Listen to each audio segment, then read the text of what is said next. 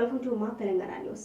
Bhadrakali tank bund ప్రాంతాన్ని FTL zone నుండి residential zone గా మార్చాలని వరంగల్ తెలంగాణ భద్రకాళి ట్యాంక్ బండ్ అభివృద్ధి సమితి అధ్యక్షుడు మరి రవీందర్ కోరారు. ఇక తెలంగాణ భద్రకాళి అభివృద్ధి సమితి ఆధ్వర్యంలో నిర్వహించిన విలేకరుల సమావేశంలో రవీందర్ మాట్లాడుతూ ప్రస్తుతం చాలా సంవత్సరాలుగా ఈ ప్రాంతంలోనే నివసిస్తున్న ప్రజలకు నోటీసులు జారీ చేయబడ్డాయి. తద్వారా వారి ఇల్లు మరియు జీవనాధారాలపై భయం మరియు అనిశ్చిత కలిగించాయి.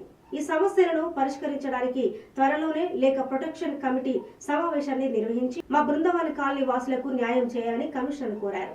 అన్ని చెరువుల విషయం వేరు, మా భద్రకాళి చెరువు విషయం వేరు.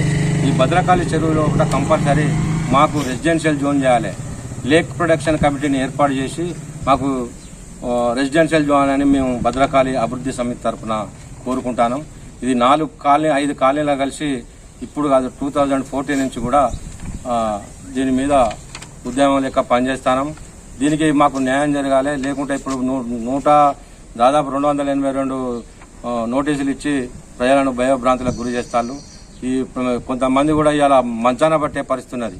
మాకు నీళ్లు పోయే పరిస్థితి లేకని మా వీళ్ళు ఇలా 150 కోట్లతోటి కూడా మాకు శాంక్షన్ చేసిళ్ళు.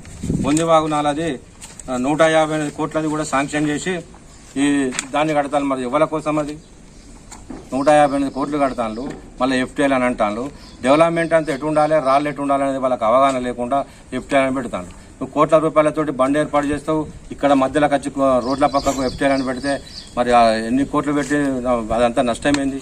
వీళ్ళందరూ కోర్టుకు పోతే అధికారుల పరిస్థితి ఏంది, దాన్ని మీరు ఒకసారి గమనించాలి. నోటీసులు 282 నోటీసులు ఇప్పటి వరకు ఇవ్వడం జరిగింది. ఆ నోటీసులకు మాకు ఎలాంటి సంబంధం లేదు. మాకు ఏంటంటే లేట్ ప్రొడక్షన్ కమిటీ పెట్టి మాకు రెసిడెన్షియల్ జోన్ చేయాలనుకుంటాను. ఏంటంటే గవర్నమెంట్ రూల్ ప్రకారమే అడుగుతాను, ఎందుకంటే సుప్రీంకోర్టు నామ్స్ ప్రకారమే అడుగుతాను. సుప్రీంకోర్టు నామ్స్ ప్రకారమే పెట్టి మా అందరికీ రెసిడెన్షియల్ జోన్ చేసి ఈ FTL దాని నుంచి మమ్మల్ని అందరినీ విముక్తులను చేయాలని కోరుకుంటున్నాను.